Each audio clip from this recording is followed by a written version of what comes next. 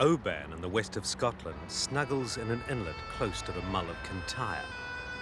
And among the ferries and fishing boats is moored an old Dutch pilot ship turned cruise vessel named Waterproof. And a small group of Arctic travellers are about to find out whether or not it'll live up to its name.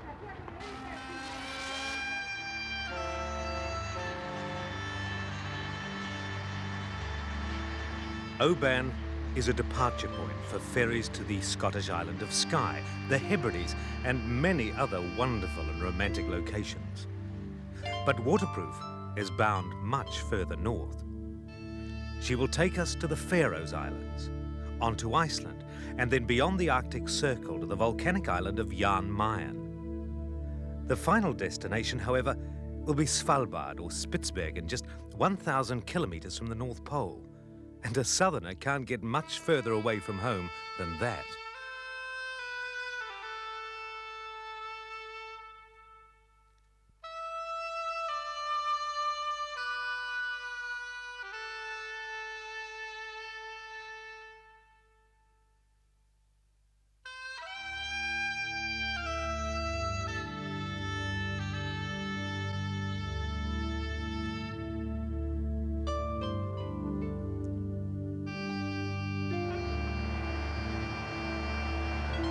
Just 14 hours sailing from Oban, the unusually calm North Atlantic permits an unscheduled stop. The seals are different, but apart from that, I could be in the sub-Antarctic. Oh, and the season's wrong as well. North Rona is in the flush of flowering and nesting, and it's June. Gulls are everywhere and seem very like southern blackback gulls, only bigger. Their chicks are identical with the same freezing display in response to danger.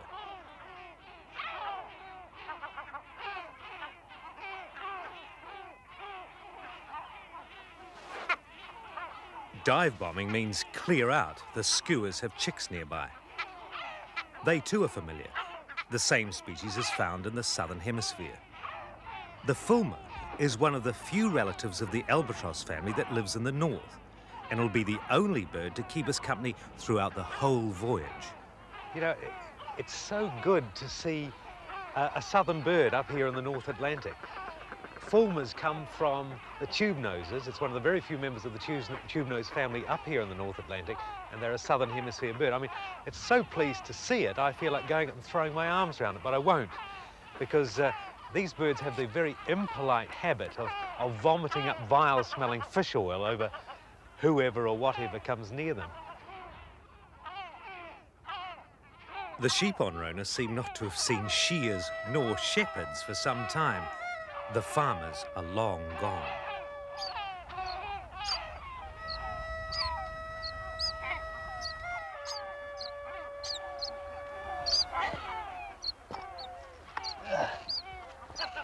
That's the front door. Like many North Atlantic islands, Rona had its population for many years, but there's no people that live here now. Must have been a real struggle here, struggle to combat the isolation, poor diet. I think a lot of people on these islands suffered from scurvy from time to time, but what got these people, I believe, was disease, a smallpox epidemic. So it's left to the birds now. The last inhabitants were two elderly Christian heretics, banished for life to this God-forsaken island.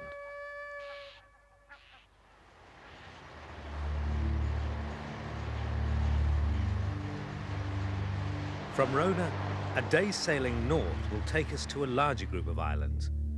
These islands, the Faroes, were first peopled from Scandinavia, but it's sometimes unkindly suggested that the first Faroese were seasick Vikings. Seasick or not, the settlers thrived on these far-flung islands. Mykonos is the most remote of the Faroe Islands. Faroe in the local language means sheep, but life has only been possible here by eating whatever they could get from land or sea. Modern times may have come to Mykonos, but people still seek sustenance from the bird cliffs. The cliffs of Mykonos, like most islands in these latitudes, are dominated by gulls and their relatives. The commonest are kittiwakes. Kittiwakes are one of the daintiest of the gulls, but can also be one of the more aggressive. Their nests are edging out other cliff-dwelling birds like the black guillemots. Guillemots or Orcs are distant gull relatives and real northerners. Their numbers have been further depleted by shooting and oil pollution.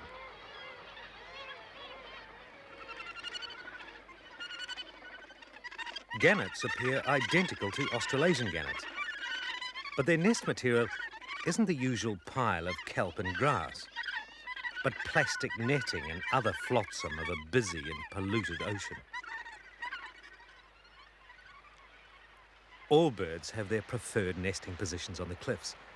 At the very top are the puffins, nesting in burrows that face out to the North Atlantic.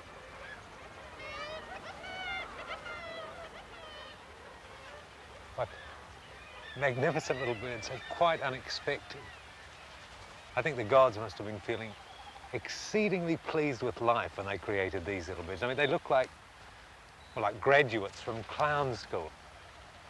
Their bills actually become more highly coloured during the breeding season. I think it's a little bit early in the season, yet they're not coming back with the big fills of little fish for their young. I think they're still on eggs in their burrows at the moment. Puffins are one of the most common seabirds in the north, but now one of the most threatened. Colonies close to English and Norwegian mainlands have recently suffered almost total nesting failure through overfishing for sand eels, the puffin's main food. Colonies are not at risk here, except that young birds are harvested in the autumn, puffin being a delicacy on the Faroes. The capital city of Tórshavn has a population of 40,000. Ancient and modern meat here. And the long-practiced custom of the slaughter and eating of pilot whale sits alongside a thriving export industry based on the catching of fish by a modern fleet.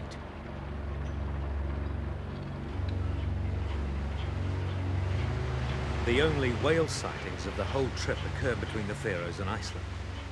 The first is a brief glimpse of a pod of northern beakhead whales. They're moving in a similar direction as Waterproof to take advantage of their good feeding as pack ice retreats in early summer. The next sighting is of those great ocean wanderers, sperm whales. They also seem to be heading our way on a course that will take us to the eastern coast of Iceland to a fjord and a town named Seyðisfjörður. This is a busy ocean, and the prospect of meeting another ship or an iceberg in the fog is real. Does it see whales? Can you pick up whales on there? Whales on the radar screen? No, it would be nice if that was possible, but they don't show. No. Well, how about things that can come out of the mist like icebergs? Do they show up? Icebergs, well, they sometimes show up, but you can't count on it. So they show mostly only the last two or 3 miles. Well, you better keep looking then. Oh yes. And better look outside than on the radar. The radar is our eye as the fog continues to envelop us all the way to Iceland. One of Iceland's first settlers was Hrafna or Ravens Flokki, so named because he used a pair of ravens to help navigate to this land, and it was he who named it Iceland. His first winter was so hard that all his cattle died. Then in spring, the nearby fjord filled with sea ice. He was so upset he called his new home Iceland, and probably a number of even ruder names. Iceland was peopled about the same time as Polynesians discovered New Zealand. Scandinavian voyagers came here via the British Isles and Ireland. In fact, Iceland is rather misnamed because in summer, for Icelanders, it's mild and snow-free, and towns like Seyðisfjörður enjoy 24 hours of daylight. I find this very difficult to believe this. It's 2:30 in the morning, and it's perfectly light here where I am. And okay, the good people of Sadisfuda are doing the right thing. They're in bed at this time of day, or night, I should say. But nature's still going as if it's the middle of the day.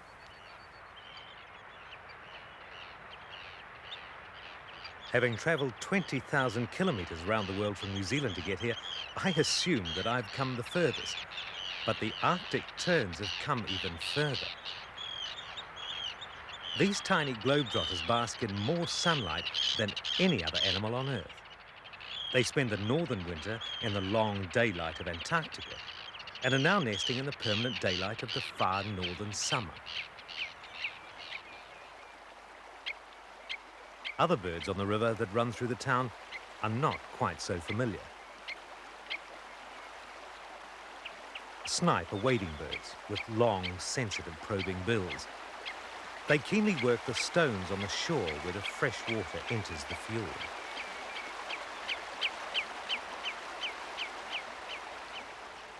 Nearby are some rather unusual torrent ducks.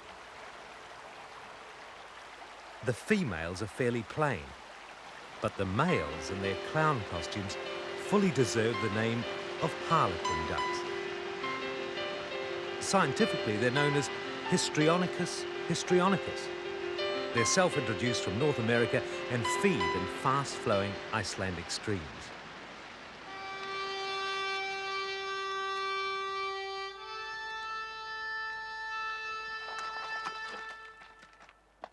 Before people came to Iceland, there were no browsing animals. Familiar story? Just like New Zealand.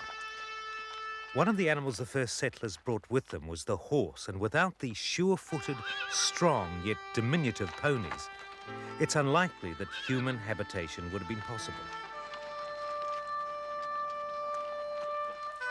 They were beasts of burden, transport, companions, even food when times were very tough.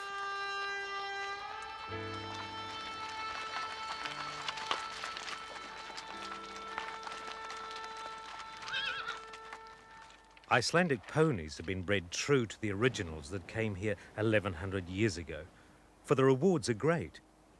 They're highly valued around the world, and some farmers breed the precise colours that their ancestors did centuries ago.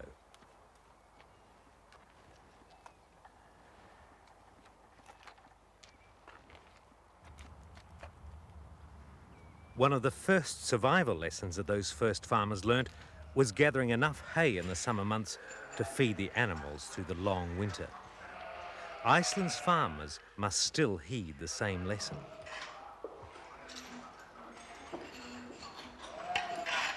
Cows were so important for those first farmers, they were used as units of currency. They're kept indoors for most of the year, but the sheep are about to move outside for the summer.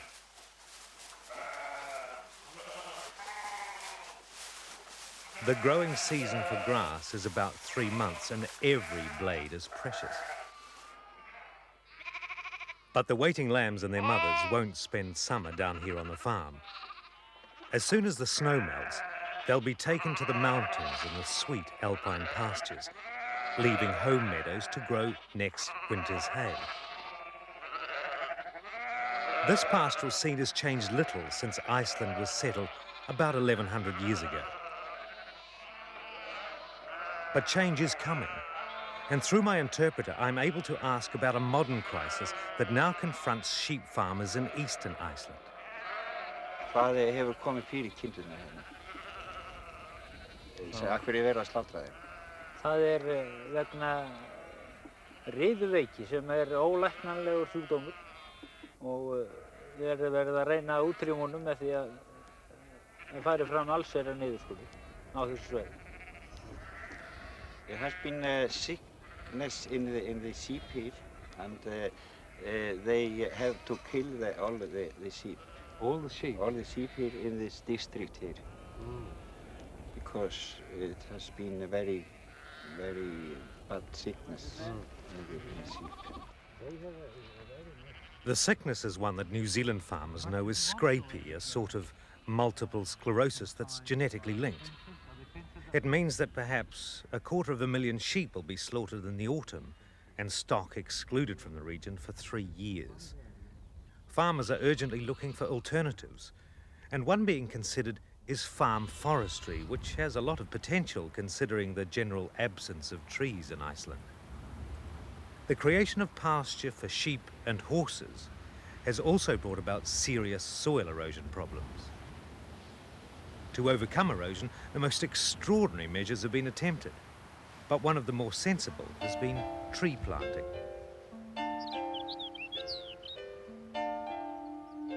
Pre-human Iceland was forested in birch up to 300 meters, but now such forests are few.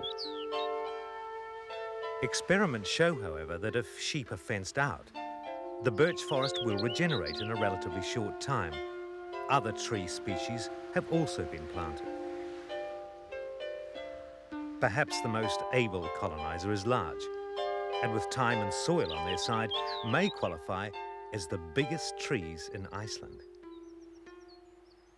The challenge from Iceland's Forest Service to the farmers is both to fence off areas for regrowth and to plant new species. Species like larch and spruce, aspen and pinus, and of course good old birch, will all help reclothe Iceland.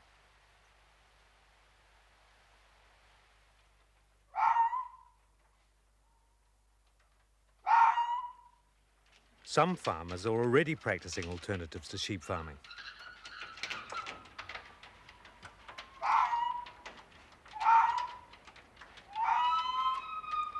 Arctic fox are smaller than the red European fox. A thick winter coat protects them from climatic excess, but makes them valuable for the fur trade. Until recently, the rearing of foxes for their fur was a significant industry, but lately both prices and demand for fur, thankfully, have fallen sharply. The only other animal farm for fur is not one of Iceland's own. Mink were introduced from America. Mink fur may have boosted farmers' income, but they're also efficient bird killers. Wild populations of escaped mink are now found throughout Iceland and plague the bird life. And nowhere in Iceland are more birds to be found than at Lake Mývatn. Red-throated divers belong to a most primitive group of waterfowl. They're American, yet here they nest alongside Slavonian grebes, which are Eurasian.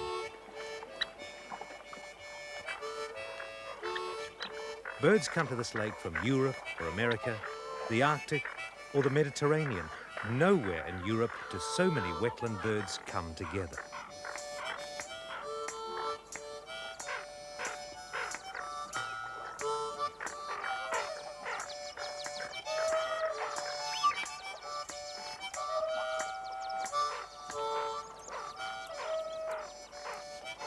Lake Mývatn is rather like a major international airport, and most of the birds here are transients.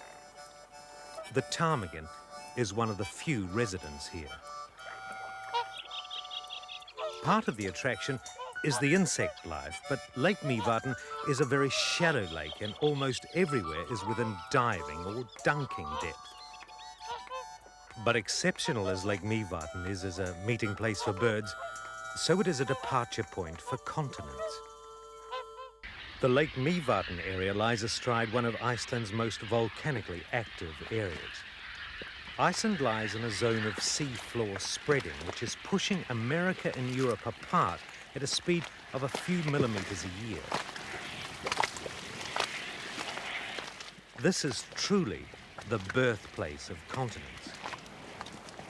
Pseudocraters were formed many thousands of years ago as lava flowed into an ancient Lake Mývatn, causing water beneath to boil then explode. The strange black castle rocks at Dimmuborga were left behind as an ancient lava lake drained away.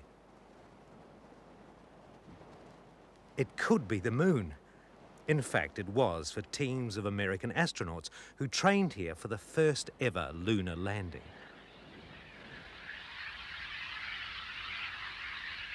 The most recent volcano here is Krafla, which began erupting in 1975 and hasn't finished yet.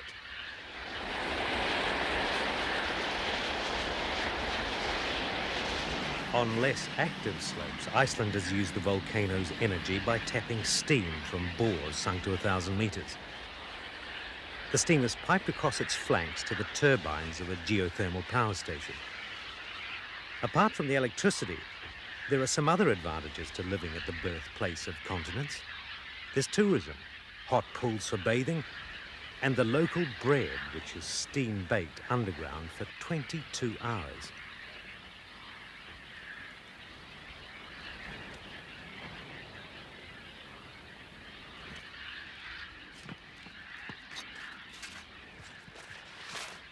Most families in the Lake Mývatn district have their own free steam oven in which to cook the famous, dark, rich rye bread.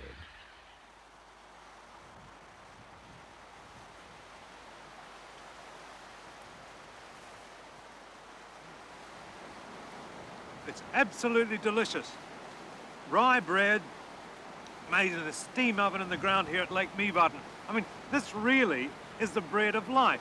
The only thing that's missing is a bit of famous Laxar River smoked trout, but my friend over there is not having much luck. He's not catching a trout today. Because of hydrodams, the river Laxar, which is Icelandic for salmon, is full of trout. Icelanders are very good at fishing. Every coastal town has its fish factory. Last century, they turned from the land in its short growing season to the greater harvest off the coast. Fulmars also benefited from the good times at sea. Their numbers have grown with increasing volumes of fish waste. And this fish, the Icelandic cod, nearly had the country at war with Great Britain and made Iceland the first European country to declare a 200-mile fishing zone. Cod continues to be a major item of export. Some countries like it filleted and frozen. Italians and Nigerians in particular like their Icelandic cod wind-dried. Fish now accounts for 80% of Iceland's exports. But near the fish drying racks on the island of Grimsey is another animal which is also a tidy little earner for the Icelandic economy. Next time you curl up inside your duvet or your sleeping bag, spare a thought for this bird here. Now, she gave her all, well, at least her breast feathers, so you might be warm tonight. Now, she's the eider duck, and she makes eider down. It's in the oops. Well, you can see now, she's just off the nest. I'll pull back in a moment. But she makes that down so that, to keep her eggs warm on the ground, which can be very cold here sometimes. And the people come and they collect some down from each nest and they sell it for the well-known eider down. But pull back so that those eggs won't get cold. Though most eider ducks are just beginning nesting, a few are a lot further on.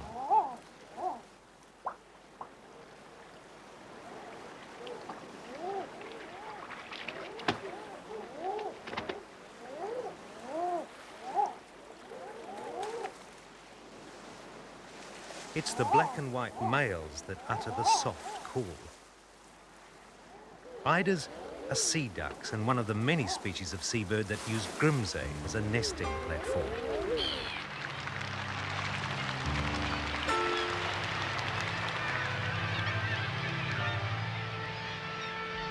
Whereas northern Iceland is still in the grip of a late winter, Grimsey, sitting right on the Arctic Circle, is full of life. And out on the cliffs are birds in numbers I've never seen before. Again, it's the puffins who occupy the cliff-top penthouse suites. One of their Icelandic names means the professor because of their serious expression. But below them nest many other birds with even greater cause to be serious about life. The nests of the guillemots are precarious, to say the least. There are several species of these small birds, and each, like the common and the brunix, have their own positions on the cliffs. But the other thing about guillemots is their familiarity. They're the closest bird in the northern hemisphere to a penguin.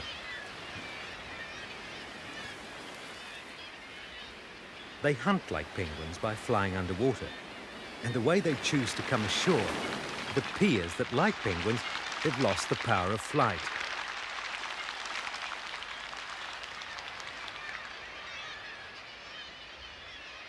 One of the smallest of the guillemots, or orcs, is the razorbill.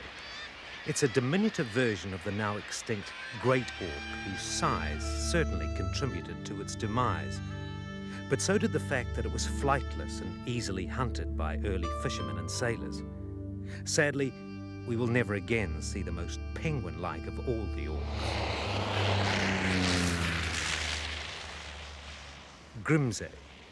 It's our last contact with Iceland and pick-up point for a very special guest who will join us on the remotest legs of our voyage north. It's all to do with this book, and I'm just here as a tourist, because when I was 6 years old, I was given this book, which had been given to a great uncle of mine in 1882, and I read the thing from cover to cover and decided I'd see everywhere in the book. And to date, I've seen everywhere except Jan Meyen. And I read this account of all these wonderful pictures of the weird volcanoes sticking up out of the mist.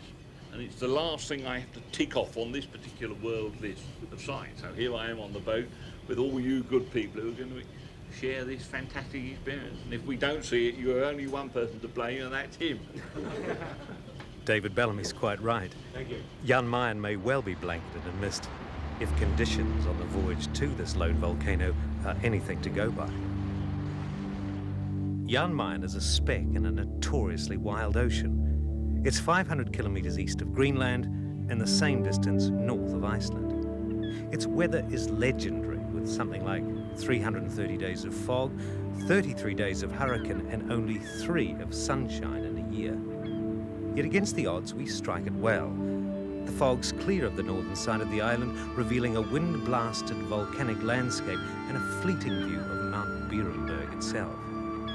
And thanks to the lasting properties of Lake Nevad and Rybred, Bellamy and I are able to chew over its finer points. This must be the way a lot of the old adventurers saw it, just sneaking above the mist like that. Yeah, when you think I waited 50 years to see that from that picture, it's not quite as pointy and sticky up as it was in the lithograph, but there it is. And it's a wonderful full stop at the end of the mid-Atlantic region. Yeah.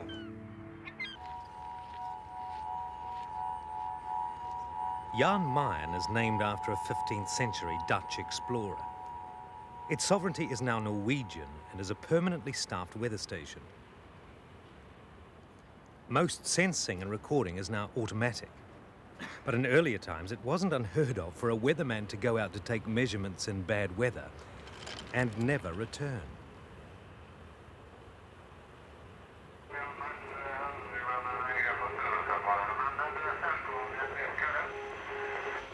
Ja, vi fikk ikke noe selvkoll på det der, men vi kan kanskje prøve det litt senere. Det er jo midt i middagen her, nå er det formiddagen her, så...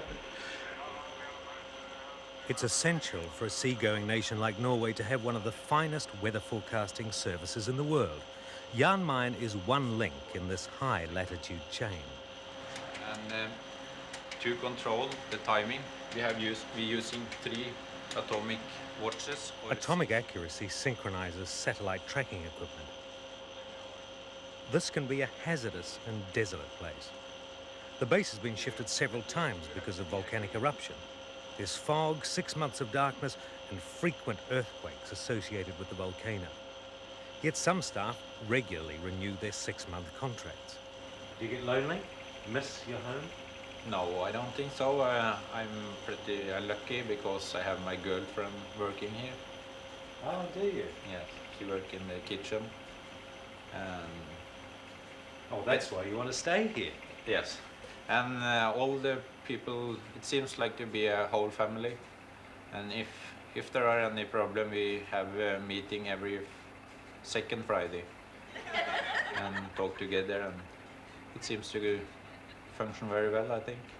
There are 40 staff on Jan Meyen, but for earlier inhabitants it was far less cosy. In the 16th century, a party of Dutch whalers overwintered here to protect their equipment from English and Basque rivals. None survived the ordeal, and their diaries tell a pathetic tale of death by scurvy. Later, Arctic fox trappers plied their form of death on Jan Meyen. They used wooden boxes with bait inside, which when tripped delivered a skull-crushing weight of rocks onto the fox's head.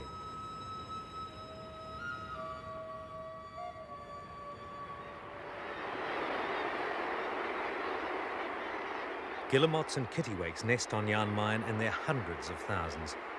This is the only island amidst 1,000 kilometres of ocean. The sheer volcanic cliffs are prone to rockfall, as we find while collecting plants from near the base.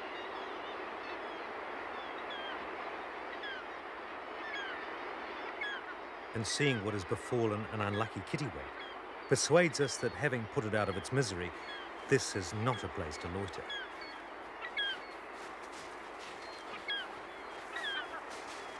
Glaucous gulls are the resident scavengers and predators along the cliff base, where we've found 2 plants which would have been useful to early sailors. That's the famous scurvy glass, growing in a very strange form. In fact, it starts its life off as little rosettes, just like you'd expect a high Arctic plant to do. Then it grows out, but it tastes quite good. And this one, of course, you'll remember from sorrel in your... but this is Oxyria digina, the Arctic sorrel, very, very bitter. But both... But it's edible. Yeah, and if you were dying of scurvy. But would you go on day after day just eating rotten seal blubber, birds' eggs when they were there, dead birds, you know, and then chewing on this stuff? I think I'd rather die.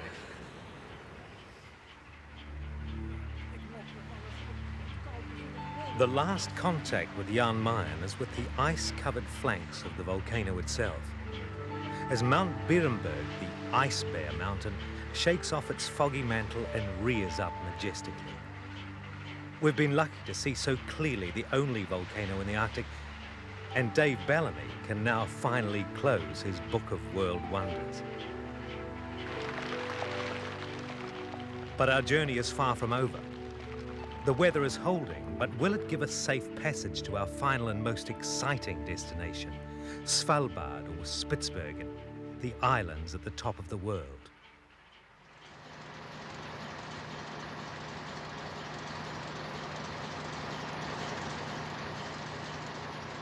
Waterproof hasn't missed a beat, thanks to the constant care of Ari the engineer. The final leg of the journey takes 3 days, and out there somewhere is pack ice.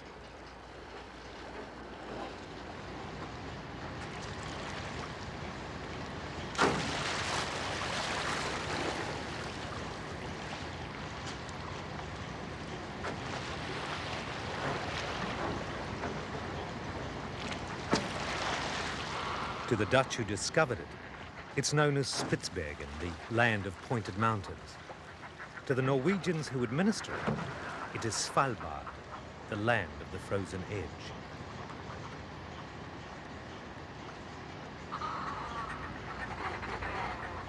And amid the breaking ice are the fulmars that we've seen from the first day of our journey north. The only difference is that the northern fulmars are a darker colour. Police polar station, police polar station, police polar station. Dear the waterproof, waterproof, waterproof. Do you reach me? Over.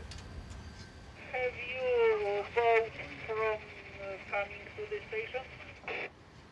We have our own boat to go ashore.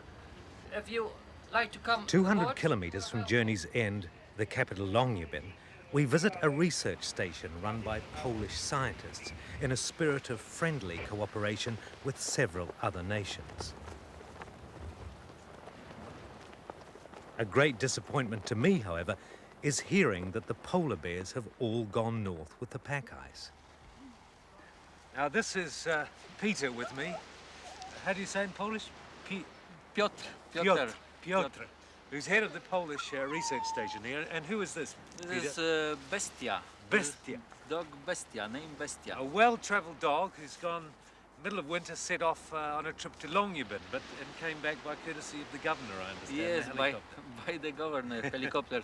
On the 23rd January, the bestia and two dogs going with one polar bear to the sea. The sea is frozen. Yeah. And no returning 1 month. We think the dog is dead. In one day, the helicopters flying here and bring the bestia. Is that right? And did you have many polar bears here this winter? In this winter, we have more 150. Gee. On February, one polar bear living 1 week here and every day sleeping on the roof. It seems that polar bears had been making much mischief during the winter. Several broke into the base to satisfy their passion for eating butter. Outside, they smashed important field equipment and chased the scientists going about their work. One even trapped Peter up the radio mast for several hours. It's not always fun here at the Polish Research Station. There's a lot of important scientific research, mainly in geophysics, going on here. And I understand you've also been monitoring acid rain, which has been at... yes. What are the levels like at the moment? Yes, we observe and measurement rain and also snow. Some acid rain we have 4 days ago. The acid pH is 3.6. This is very acid rain. It's disturbing to hear that acid rain of industrial origin has drifted so far into the fragile Arctic. This is my first meeting with tundra, the garden of the high Arctic. Many plant families are here, and the smallest tree in the world, the Arctic willow, all of 1 centimetre high, is fed on by the diminutive Svalbard reindeer, antlerless in early summer. They differ from European and Asian reindeer in that they're much shorter and don't migrate between summer and winter pasture. On the islands of Svalbard, there's nowhere to migrate to. In summer, the reindeer are safe from polar bear. The bears have drifted north on ice floes with the seals, but a gun as a precaution against attack by a possible straggler. Birds tend to be summer visitors. Barnacle geese overwinter in Great Britain and breed on Svalbard. Handsome Arctic skuas also come north to nest. The arrival of the birds is keenly awaited by Svalbard's other full-time resident, the Arctic fox. But early summer is also a most irritating time. It's the time that they molt their winter coats.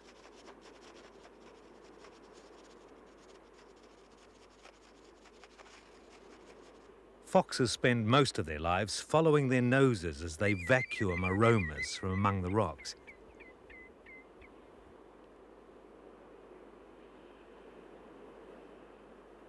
The tundra is their home summer and winter, and their coat is such a good insulator that foxes don't begin to shiver until the temperatures drop below -70 degrees Celsius.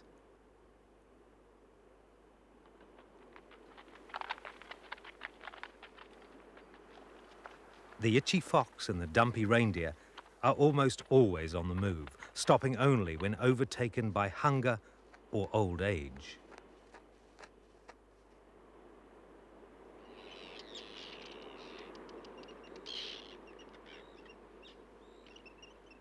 It's comforting to hear the familiar chatter of Arctic terns this far north. A small colony using the hull of an old boat is a safe nesting place. They appear to be one of the few birds to have outfoxed the fox.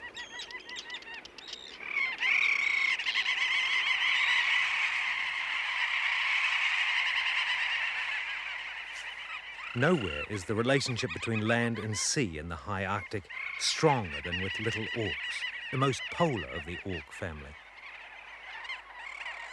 They're no bigger than blackbirds, which rather goes against the theory that big bodies are a better design for cold climates. Little orcs, unlike their more temperate and larger cousins, nest in rock jumbles rather than high cliffs. They're birds of the vast North Atlantic that come north to nest and feed on the same food as great whales, plankton. And like great whales, they have a throat pouch in which to hold a greater mass of plankton that these delightful little seabirds bring home to their young. The presence, or rather the excrescence of the little orcs provides a special high Arctic fertilizer factory. Downslope from their colonies, this rich nutrient runoff greatly boosts the growth of plants. This in turn has a positive effect on insect life and on birds like the snow bunting, and ultimately it benefits the fox.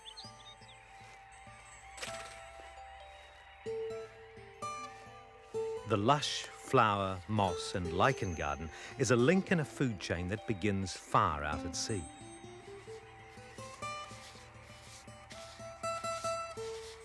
Hi there.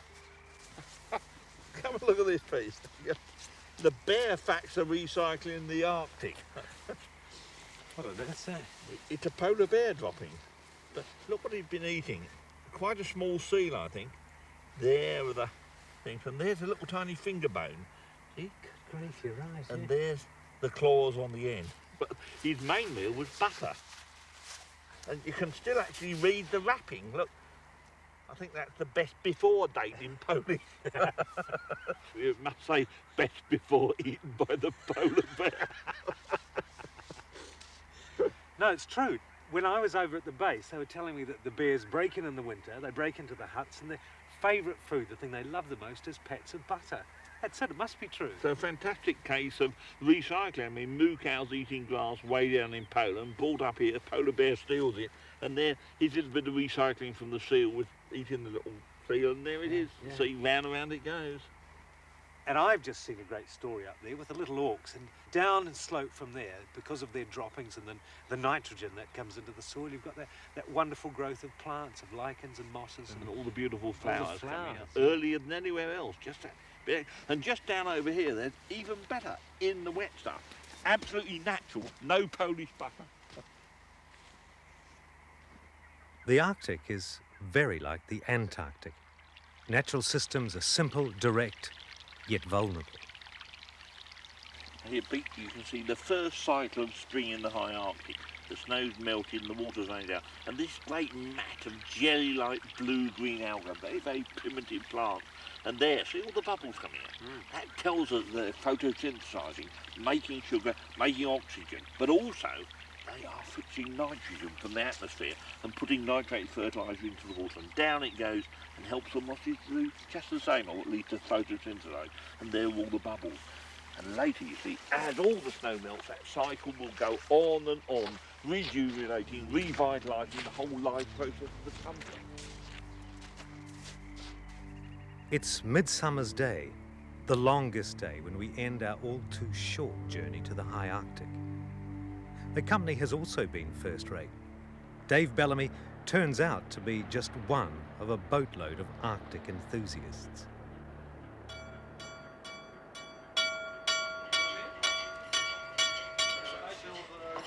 Arctic enthusiasts include members of the crew. Most are volunteers, just happy to be here. Rini the purser cum waiter is a forester and very able wildlife photographer. About time, too. Our last meal is as incident-free as all the others served over 15 days. An unusual occurrence considering we've sailed oceans that are reputedly the wildest on the globe.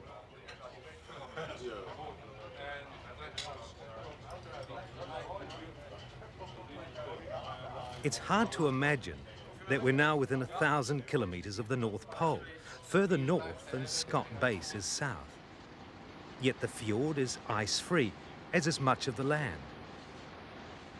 We're now beyond the mid-Atlantic volcanoes. The rocks of Svalbard include limestone and substantial coal deposits. Indeed, Journey's End is the Norwegian coal town of Longyearbyen, the capital. Capital is perhaps overdoing it. It's one of a handful of settlements. Most are summer only. The Svalbard Treaty gives exploitation rights to several nations. But this land has known nothing but exploitation since its discovery. Whales, Walrus, seals, fox, polar bear were all hunted intensely. Longyearbyen is a disappointment, functional but polluted. Probably no worse than hundreds of similar towns around the world. But for us, it's a transit stop. Much more important is getting here safely. And Waterproof has lived up to its name wonderfully, and will again sail the Arctic next year, bringing the experience of true wilderness to another group of that rapidly expanding market, the environmental tourist. Hij komt dadelijk wel eens geen aanspreken.